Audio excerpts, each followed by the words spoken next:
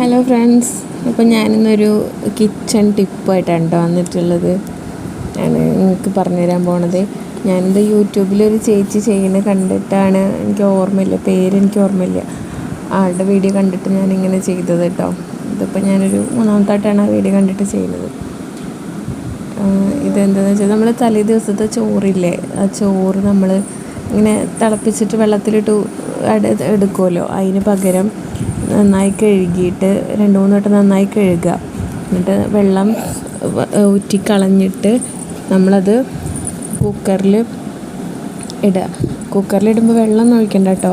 അതിൻ്റെ വിസിലെടുത്ത് മാറ്റിയിട്ട് കുക്കറിലിട്ടിട്ട് ഒരു ലോ ടു മീഡിയം ഫ്ലെയിമിൽ ഒരു നന്നായിട്ടൊരു 10-20 മിനിറ്റ് വയ്ക്കുക.